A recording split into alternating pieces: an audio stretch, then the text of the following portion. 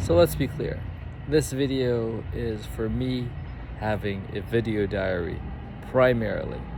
Unless you're really curious about what's going on, I don't recommend you to spend a ton of time on this because it's going to be unrefined thoughts and ideas. But if you're going to, go ahead. That's why I'm posting these things publicly now. It's a practice for me to put things out in the open, as Eric Godsey would say, because that's part of us sharing our creativity. And it's a part of me practicing not speaking for an audience, but speaking for myself, so I'm not attracted by what I think people want to hear versus what I'm up to. So I've been reading this book 10 times is easier than 2 times, which is an amazing book gifted to me by my friend Matt Min. And it's helped me clarify a lot of things in terms of my aspirations and audacious goals and what I want for myself and for my family. So initially what I wanted was $10,000 in net revenue per month within 6 months. So I'm going to say December 1st, 2023. Or maybe even December 2nd, 2023. That's my brother's birthday. So why not? Let's make it December 2nd. Now, having said that, I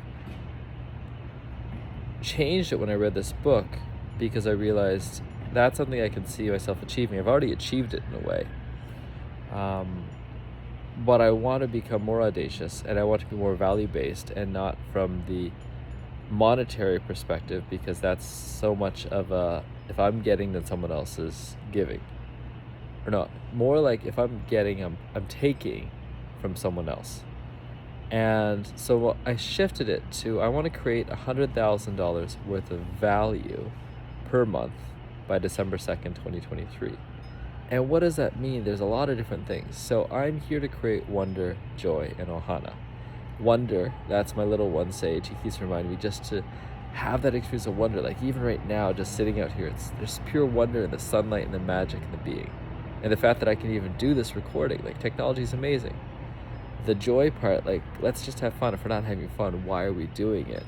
Whether it's me collaborating with people, whether it's clients coming, because even in the hard shit, there's fun.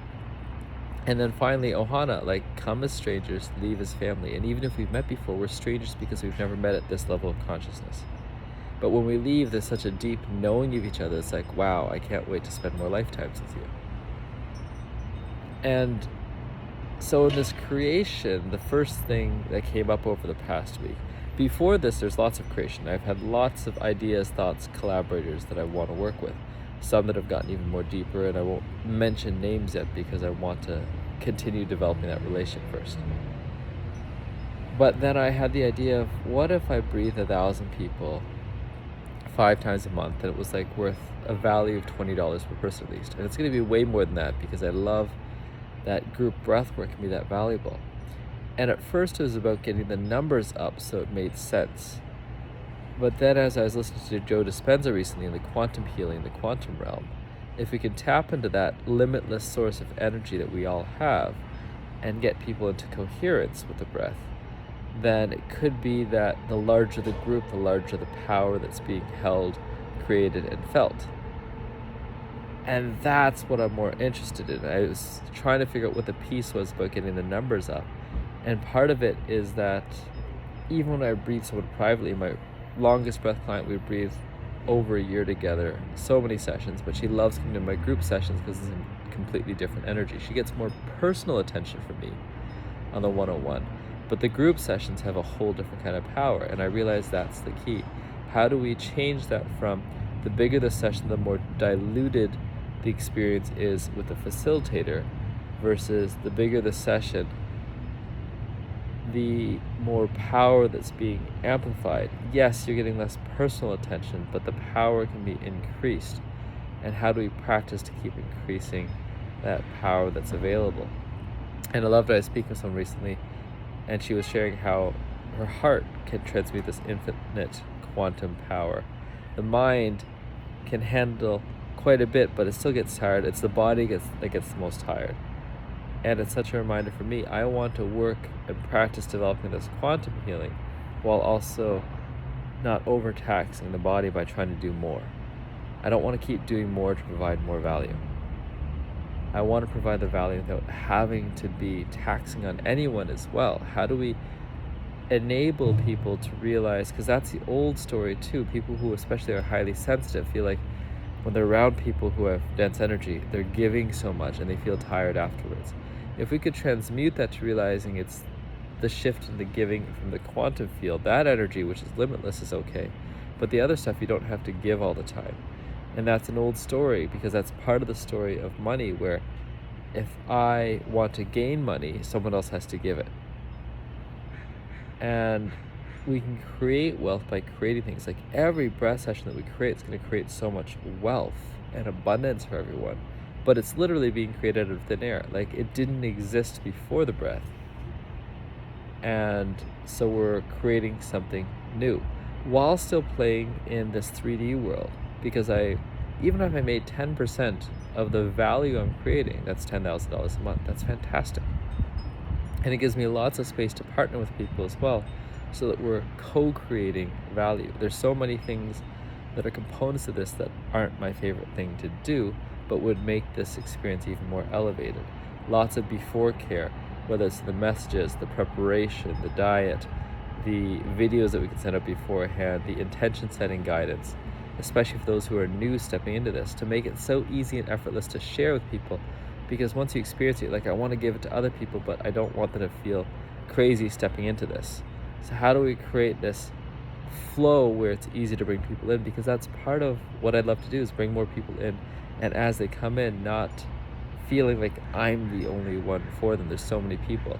Which reminds me of the aftercare, which is both the ability to journal prompts, feedback, testimonials, but more than that, actually have other facilitators, coaches,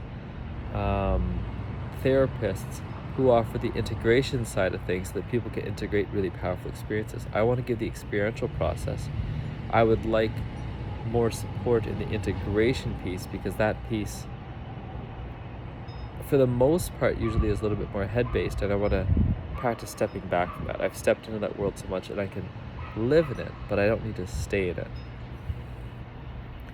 And so part of that is, again, the 10 times is easier 2 times, because 2 times I could increase my breath sessions from 50 to 100 to 200 people relatively easily, while still doing most of the organization setup and all that. But in an ideal world, it isn't that. If I step to 1,000 people, it's beyond my comfort zone. And it almost has me wanting for more help and requesting for more help. And that's what I want. I want to create a team around this where it's not about me, and it is about me, because part of it is developing and experiencing my own mastery of things, while also making it so that it's not dependent on me being the person that's there. It's both and recognizing and developing myself as an even more potent facilitator, holding more and more different spaces. So I want to have this large group gathering. I also then had this pivot to, what about a smaller, more intimate gathering that is more extensive? That's online as well. And then a more intimate gathering that's in person. And then a more intimate retreat. So with people who have already achieved a lot of financial success, partnering with people so that we can have intimate retreats that are high value, high target, high worth, and transformational change. Because with leaders, we can make a lot of impact with a small gathering. So it's not one or the other, but both and. How do I keep building up these possibilities? Because they're fun in different ways. Like I love the personal connection you have with a small group. I love the idea of a retreat too, and having amazing food, amazing services there, so there's a lot of nourishment in all ways, whether it's massage, whether it's breath, whether it's hot cold plunges, whether it's amazing tea, amazing food, whether it's movement, all those things together in a beautiful space. And finally, there's the idea of a podcast I've been noodling with for a while. My friend and mentor and teacher Yvonne Rados has been telling me about, and I know that. And I've been resisting it because I thought none of these things all tie together. But with a podcast, the value could be in every listener. Let's imagine the value is $1. And so having amazing people having amazing conversations, and then listeners combined. All of that plays into this because the conversations are for my own edification as well. And then from that, the listeners get something out of it as well. So I can't say when that will start. I can say I want. So I want all of this within 6 months to be a well-oiled machine. Like it feels like it's just running and humming and we're having fun.